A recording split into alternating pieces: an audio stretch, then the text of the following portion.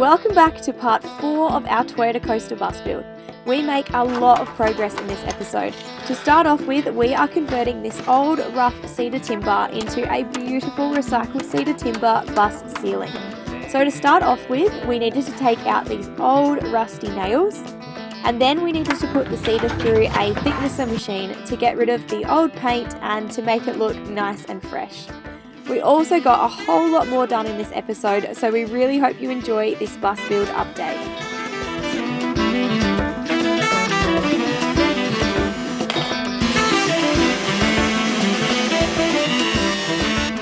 So we're just thicknessing up this cedar, I think it's Western red cedar that we picked up. Now we've just borrowed another mate of mine's thicknesser and we're just machining it all up and getting rid of all the paint and getting it all nice. So we'll show you the finished product, but it should come up looking pretty good because it's a very nice and very expensive timber and you can't really get it anymore. So good repurposing, definitely good to keep this amazing timber species alive and well instead of just burning it. So I'm stoked because it's cool. This is like thousands and thousands and thousands of dollars worth of wood that we can now reuse and repurpose, so stoked.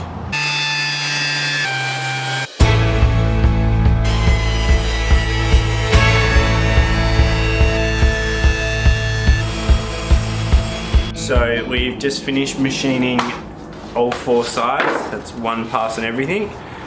So now we're going to go through and remachine it just to make it a bit thinner. It's about 15 mil at the moment.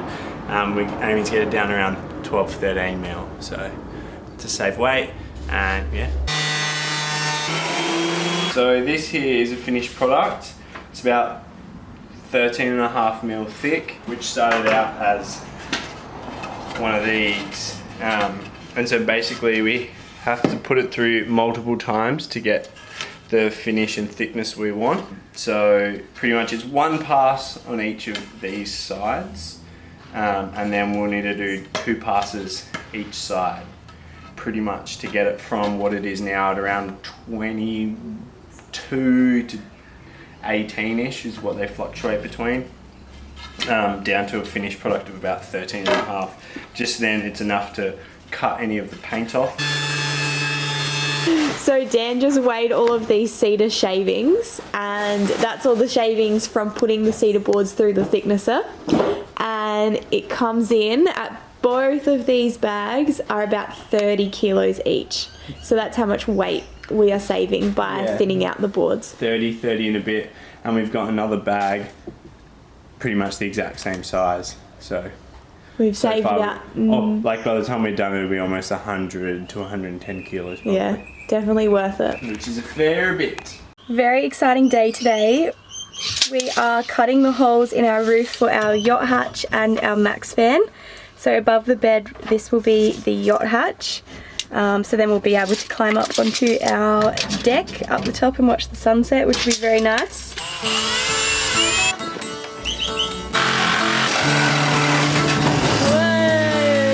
Whoa! We have one gigantic hole in our bus roof. So this is just like a butyl mastic tape that I'm just using to build up the area for the yacht hatch to sit on. Stuff's super waterproof, super sticky, so it creates a really, really good seal. The only thing that's not good about it is it's not UV stable, so you have to cover it with some form of like adhesive or mastic or something like that. But yeah, I've done this on all the builds we've done for like any fans or anything like that, and like the fan in the transit, and that blocked off one of these complete gullies, and like fully, that was just fully dammed up and it did not leak at all. So I've got a lot of faith in this stuff and I really, really like using it. It's a bit time consuming and messy, but it does a really good job. Big moment, the yacht hatch is going in the roof. Dan just put some mastic around the top and now it's going in. So Dan is now fixing off these timber battens and drilling through to help the yacht hatch like bite together. It's looking good. So last night Dan finished doing the Sikaflex around the outside to seal our yacht hatch, and we got to wake up this morning with the yacht hatch opened, which was super nice. Dan has measured the max fan, he's taped it out and pencil marked it out and double checked it. Said it couldn't be done, but we did it. Said it was a good run, but it ain't finished. It'll take a little more than just a couple seconds. Ooh yeah, I won't let it die.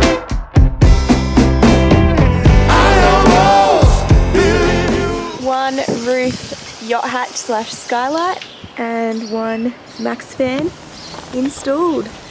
So Dan is just currently framing out our roof, so then we have something to fix our roof cladding to. Now let's see if they fit, hey? Nope, that one's very long. Oh, I think you can cut it to length. That will be why.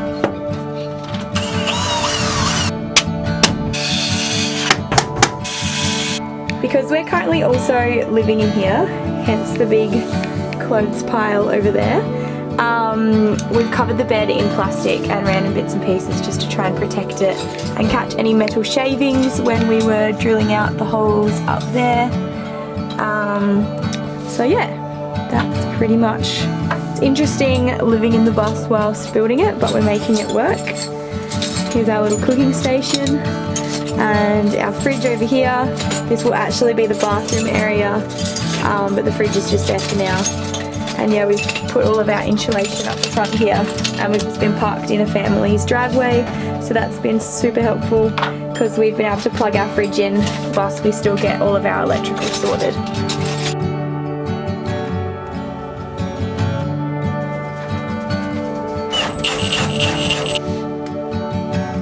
So a bunch of our lighting cables have been run, so we have to do this before putting the roof up. So Dan's been kind of getting his head wrapped around how some of the lights work and how to wire them up and whatnot.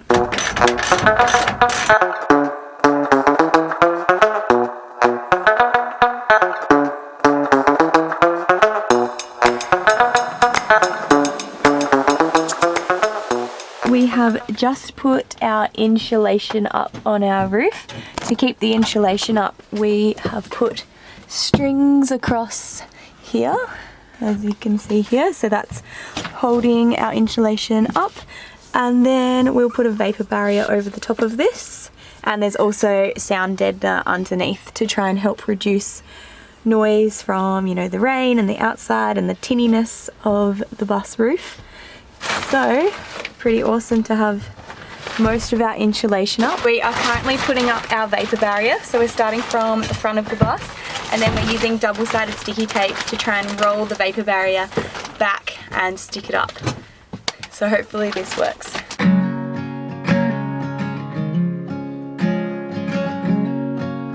that's good then.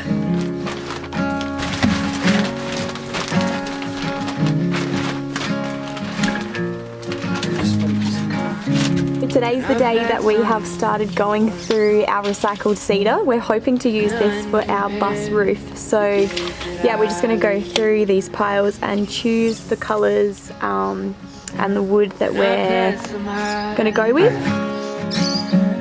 I've had some curse, but none compared to the times that I've had it. I take out a lot. Alrighty, we are machining up the cedar today. We're putting it through the router machine. I got so many marks. Hey? I've got so many marks on my face from this. Yeah, from the marks.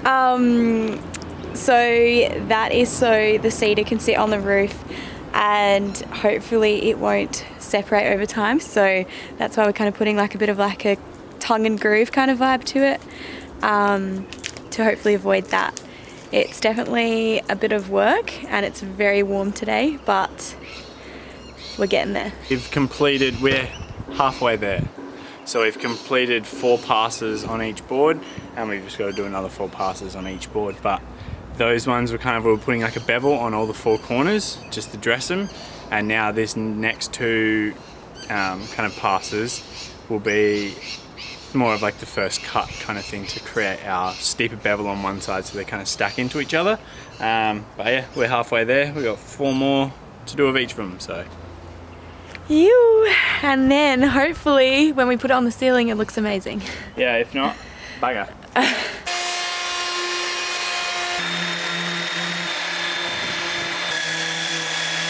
Alrighty, so the next step on our roof is putting up our timber cladding. So we have insulated and sound deadened and vapor barriered, and now we've prepared our cedar and it'll be time to put it on the roof. 350. I like you, it's as simple as can be.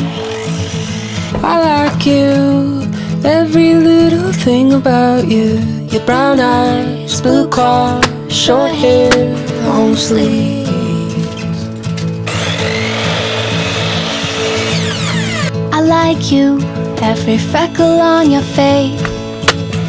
I like you, but no 2 ways about it. I like the way you say my name.